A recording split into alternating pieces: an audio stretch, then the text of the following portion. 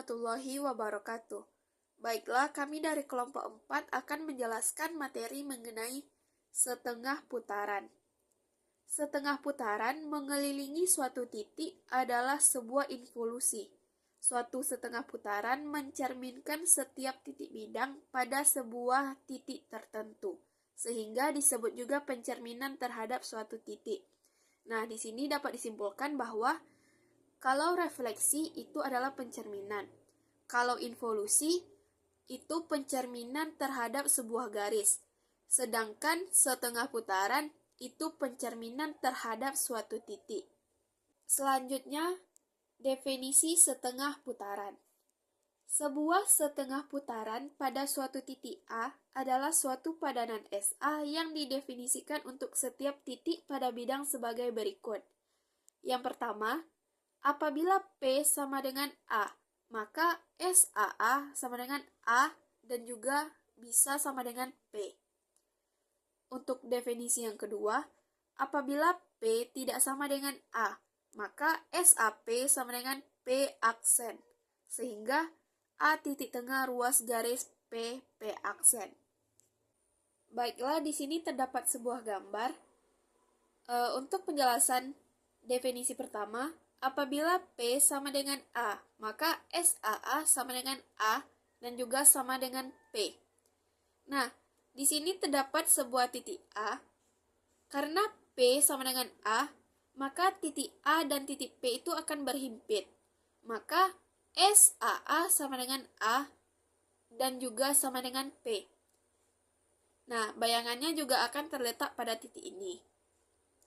Untuk definisi yang kedua, apabila P tidak sama dengan A, maka SAP sama dengan P aksen, sehingga A titik tengah ruas garis P aksen. Kita misalkan titik A-nya ada di sini, dan titik P-nya ada di sini. SAP akan menghasilkan P aksen. Misalnya kita tarik titik P terhadap titik A akan menghasilkan P aksen. Sehingga titik A ini akan menjadi titik tengah ruas garis P aksen. Jadi jarak P aksen itu akan sama. Nah, begitu juga dengan titik Q. Kita misalkan titik A-nya di sini, titik Q-nya di sini. Maka SAQ akan menghasilkan Q aksen. Nah, kita tarik titik Q terhadap titik A akan menghasilkan Q aksen. Sehingga A ini akan menjadi titik tengah ruas garis Q aksen. Dan jarak QA akan sama dengan jarak AQ aksen. Di sini terdapat sebuah teorema yang mana setengah putaran adalah suatu transformasi. Untuk membuktikan teorema ini, kita akan membuktikan bahwa setengah putaran itu adalah suatu fungsi bijektif. Untuk membuktikan SA bijektif, maka kita harus membuktikan bahwa setengah putaran ini adalah fungsi surjektif dan injektif. Nah, yang pertama kita akan membuktikan bahwa SA itu surjektif. Untuk menunjukkan SA ini surjektif, akan ditunjukkan untuk setiap P aksen elemen V selalu ada P elemen V sehingga SAP sama dengan P aksen. Nah, untuk membuktikan ini, kita ambil sebarang P aksen elemen V. Ditunjukkan selalu ada P elemen V sehingga SAP sama dengan P aksen. Kita di sini akan memakai dua kasus. Untuk kasus yang pertama, sesuai definisi, jika P sama dengan A, maka SAA sama dengan A aksen sama dengan A. Nah, jadi untuk setiap P aksen elemen V selalu ada P sama dengan SAP sama dengan P aksen, sesuai definisi yang pertama. Untuk kasus yang kedua, sesuai definisi, jika P tidak sama dengan A, maka SAP sama dengan P aksen, sehingga A menjadi titik tengah ruas garis P aksen. Nah, dari kedua kasus ini, dapat terbukti bahwa SA itu adalah surjektif, karena telah dibuktikan bahwa SAP sama dengan P aksen. Dan pada kasus 2 juga telah terbukti bahwa SAP sama dengan P aksen, sesuai definisi yang pertama dan definisi yang kedua. Selanjutnya untuk pembuktian yang kedua yaitu akan dibuktikan bahwa SA itu injektif. Nah, karena dia injektif, kita ambil titik sebarang, misalnya B1 tidak sama dengan B2, di mana B1 dan B2 elemen dari V. Akan ditunjukkan bahwa SAB1 tidak sama dengan SAB2. Untuk kasus yang pertama, kita andaikan B1 tidak sama dengan B2, dan B2 sama dengan A. Untuk B1 tidak sama dengan A, maka SAB1 juga tidak akan sama dengan A. Selanjutnya, untuk B2 sama dengan A, maka SAB2 juga akan sama dengan A. Dari kedua pernyataan ini, akan disimpulkan dan diperoleh SAB1 tidak sama dengan SAB2. Kemudian untuk kasus yang kedua, kita andaikan B1 tidak sama dengan B2 dan tidak sama dengan A. Kita ambil sebarang B1, B2 elemen V dengan B1-nya tidak sama dengan B2. Tadi dikatakan bahwa B1 tidak sama dengan B2, tidak sama dengan A. Maka B1 tidak sama dengan A, B2 tidak sama dengan A, sehingga B1 tidak sama dengan B2. Nah, B1, B2, dan A itu tidak segaris, karena di sini tidak ada yang sama. Sehingga SAB1 sama dengan B aksen, dan SAB2 itu sama dengan B2 aksen. Nah, selanjutnya kita andaikan bahwa SAB1 sama dengan SAB2, maka B1 aksen sama dengan SAB1. Terlihat pada penjelasan ini bahwa SAB1 sama dengan B1 aksen. Nah, SAB1 sama dengan SAB2 dan sama dengan B2 aksen.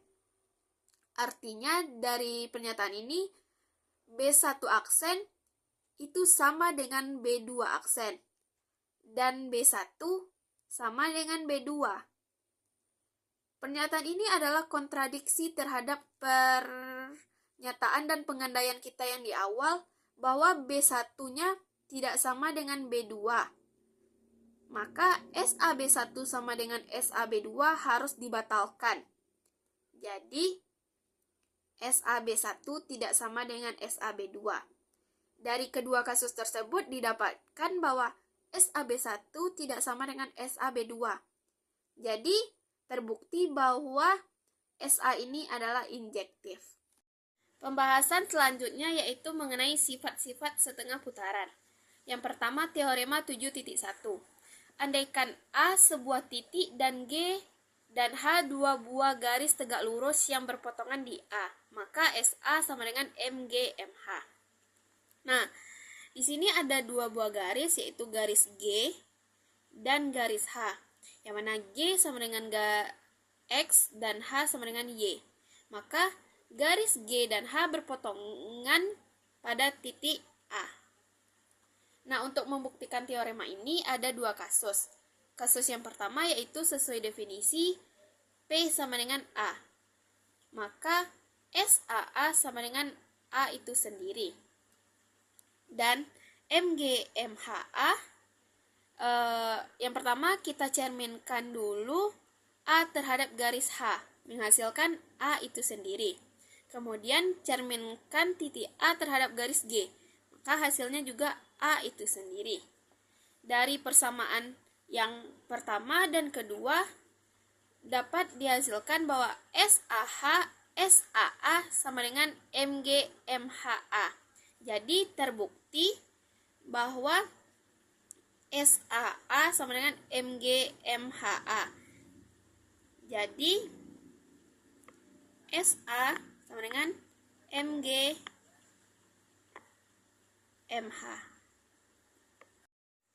Nah, selanjutnya yaitu kasus yang kedua.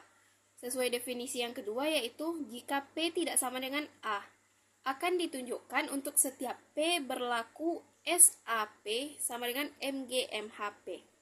Nah, di sini kita bikin gambar garis H sesuai teorema dan garis G, yang mana dia tegak lurus dan berpotongan pada titik A. Nah, kita misalkan titik P-nya ada di sini. P sama dengan X, Y. Maka MGMHP untuk pencerminan P terhadap garis H menjadi menghasilkan P aksen. Maka P aksennya ada di sini. P aksen sama dengan min X, Y. Maka ini MG min X, Y. Maka kita cerminkan lagi P aksennya terhadap garis G, menghasilkan P double aksen dengan min X, min Y. Maka min X, min Y. Ini kita misalkan persamaan pertama.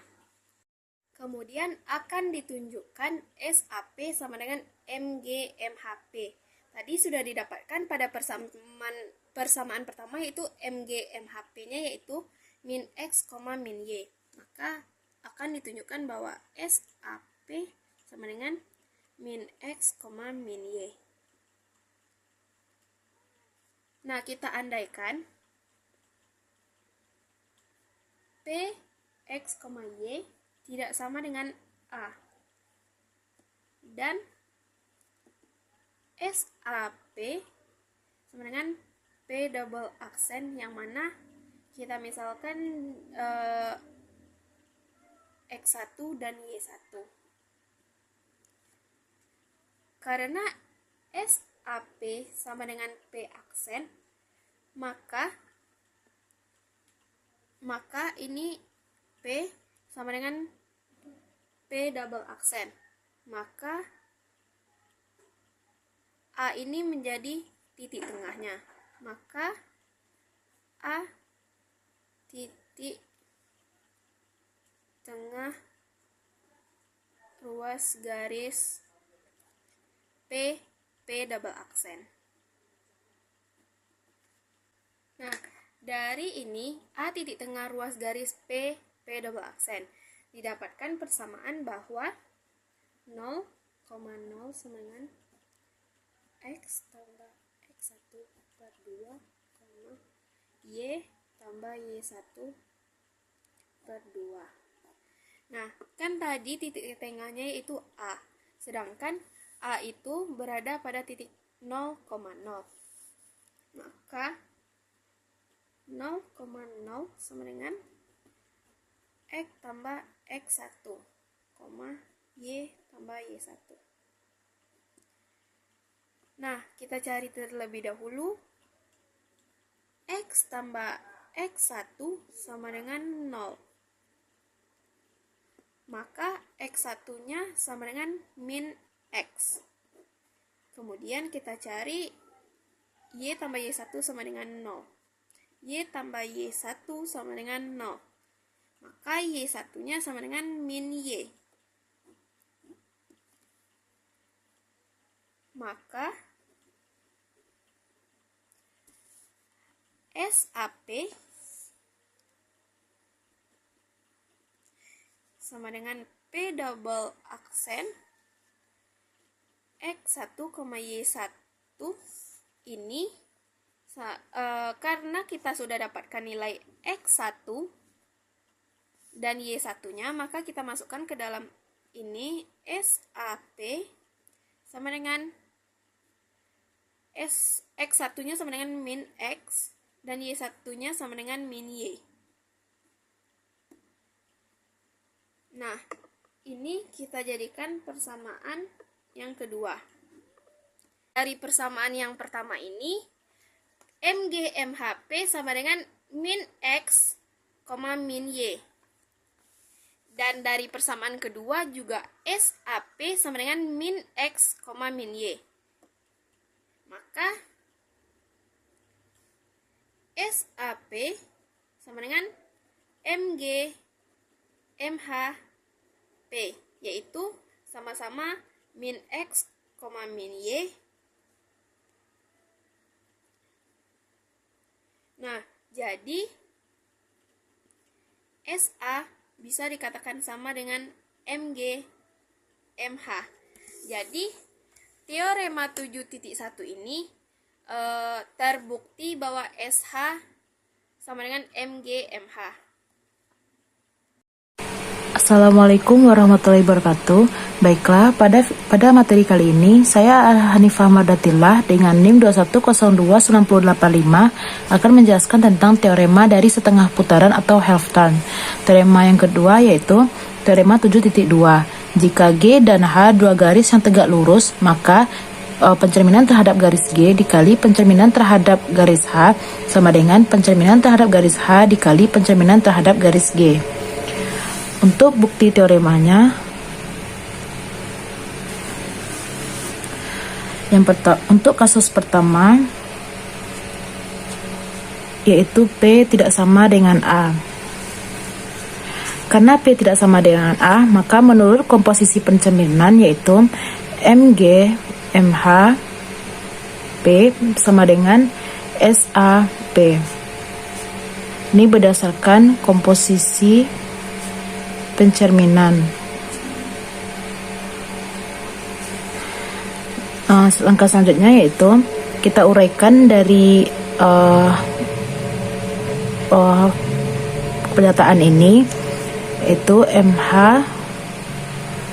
MG P sama dengan MH MG P sama dengan MH X, min Y sama dengan min X, min Y sama dengan SAP. Ini berdasarkan komposisi pencerminan berdasarkan di teorema 7.1 dan diperoleh hasil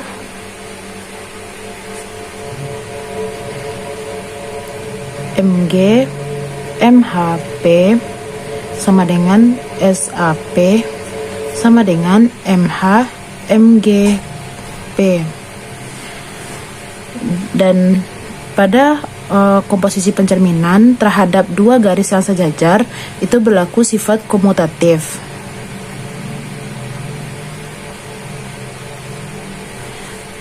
Untuk kasus yang kedua yaitu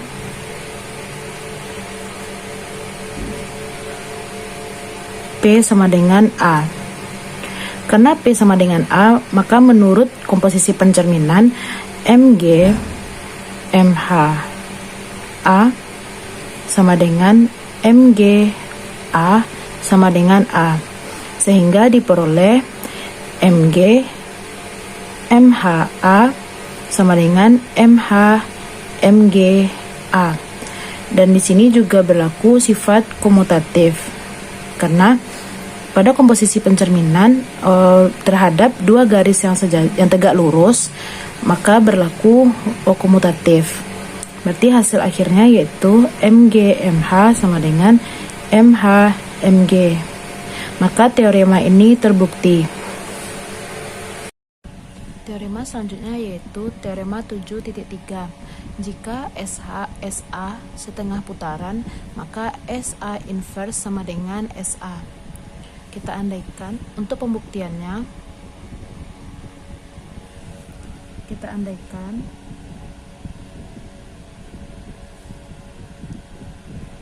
G tegak lurus dengan H, maka MGMH sama dengan SA dengan titik potong antara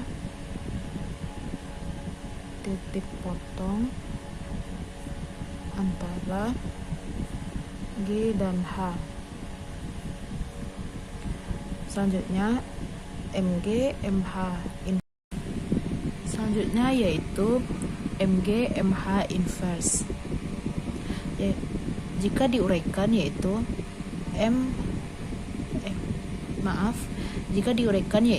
MH inverse dikali MG inverse sama dengan SA inverse. Karena MH inverse ini adalah MH dan MG inverse ini adalah MG, maka MH MG sama dengan SA inverse. Berarti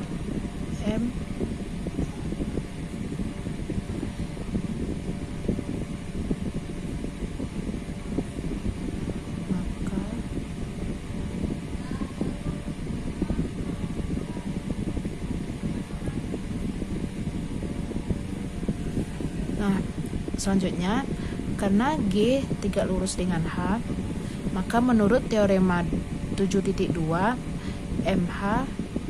MG MH sama dengan MH MG. Ini teorema 7.2.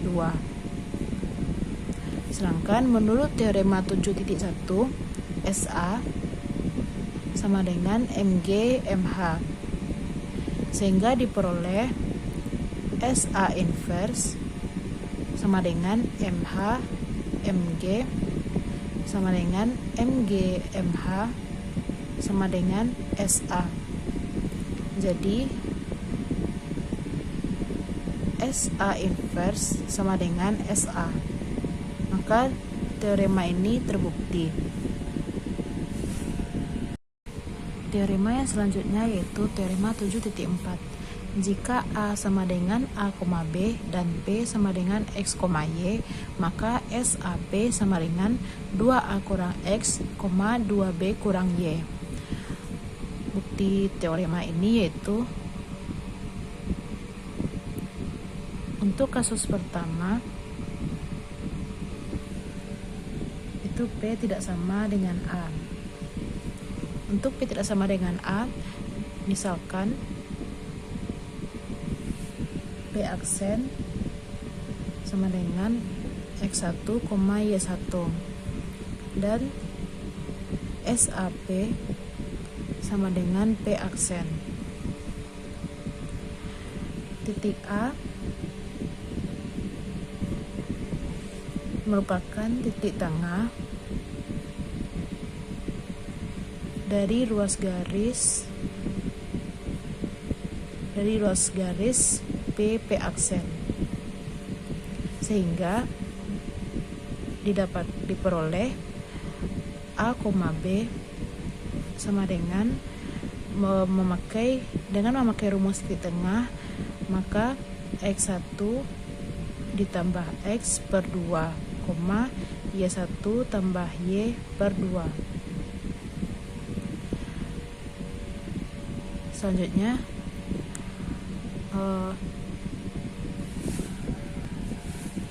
Selanjutnya X1 ditambah X per 2 sama dengan A.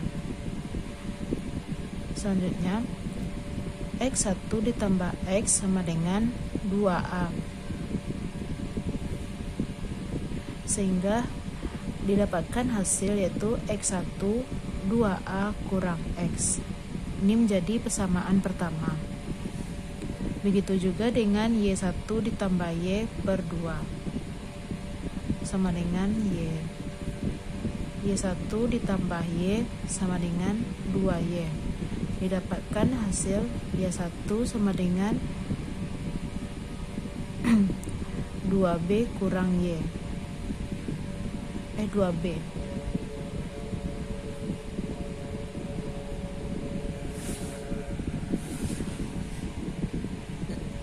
Nah, dari persamaan 1 dan 2 ini, maka X1, Y1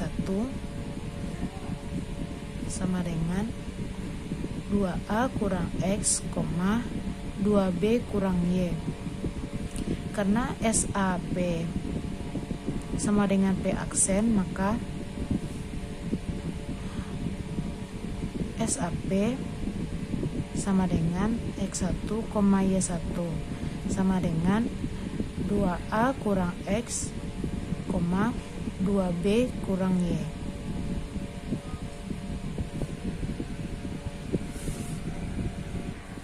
Selanjutnya yaitu untuk kasus kedua. Untuk P sama dengan A. Karena P sama dengan A, maka X, Y sama dengan A, B. Berarti X sama dengan A dan Y sama dengan B. Karena SAP sama dengan P aksen, salah. Karena P sama dengan A, maka SAP sama dengan SA. A sama dengan A sama dengan A, B. A, B sama dengan 2A dikurang A, 2B dikurang B. A dan B ini disubstitusi menjadi X dan Y, sehingga didapatkan hasil 2A kurang X, 2B kurang Y. Maka teorema ini terbukti. Selanjutnya yaitu contoh soal dari setengah putaran atau half turn. Diketahui titik-titik terus di titik P, Q, R, dan S. Ditanya untuk yang A, S, Q, S, R, P, dan yang B, S, R, S, S, Q. Jawab. Untuk mencari jawaban ini, kita menerapkan teorema 7.4, yaitu 2A kurang X, 2B kurang Y, dimana untuk SA B, A merupakan titik pusat dan B yaitu titik yang akan kita transformasikan.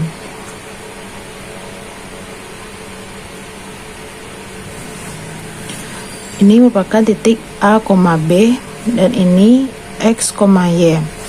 Pada soal, kita setengah putarkan dulu titik P terhadap R, lalu titik R kita setengah putarkan terhadap Q. Berarti SQ, SR, P. Lalu kita tinggal masukkan titik yang sudah diketahui, yaitu SQ, S, titik R di sini yaitu 1,3 dikali titik P yaitu 4, -5. SQ di sini 1,3 yaitu A, B, dan 4,5 minima yaitu X, Y. Berarti kita gunakan rumus ini. 2A kurang X, 2B kurang Y sama dengan SQ 2A dikali 1 dikurang X 4, 2B 3 kurang Y -5. SQ 2 kurang 4, 6 tambah 5 sama dengan SQ -2,11. Nah, langkah selanjutnya yaitu kita setengah putarkan titik ini terhadap Q. Kita masukkan titik Q yaitu 3,-2 dikali -2,11. Kita gunakan rumus 2A kurang X, 2B kurang Y sama dengan 2A yaitu 3 dikurang X -2, 2B 2 kali -2 kurang Y-nya yaitu 11.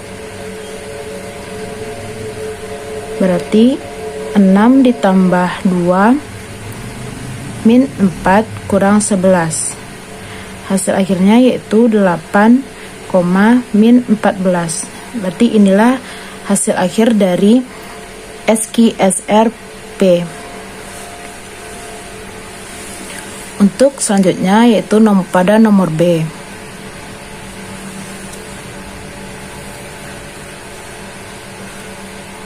Yaitu SR, SS, Q. Berarti kita setengah putarkan dari Q ke S, lalu S ke R. Berarti SR, SS, Q. Lalu kita masukkan titik-titik dari S dan Q. S, titik S di sini yaitu 2, -4 dikali Q yaitu 3, -2. Selanjutnya yaitu SR dikali 2 dikali 2 dikali A-nya dikurang X. X-nya berarti 3, mohon maaf. 2B, 2-nya negatif, B-nya negatif 4 dikurang Y, Y-nya negatif 2. SR 4 kurang 3, min 8 ditambah 2. SR 4 kurang 3, 1, min 8 tambah 2, min 6. Berarti sekarang kita setengah putarkan titik ini terhadap titik R. Kita masukkan titik R. Titik R-nya yaitu 1,3.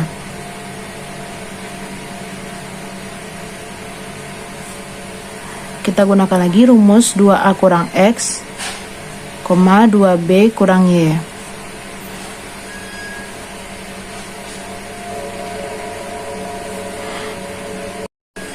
Kita masukkan A-nya yaitu 1 dikurang X-nya 1, 2 dikali B, B-nya 3, kurang Y, negatif 6.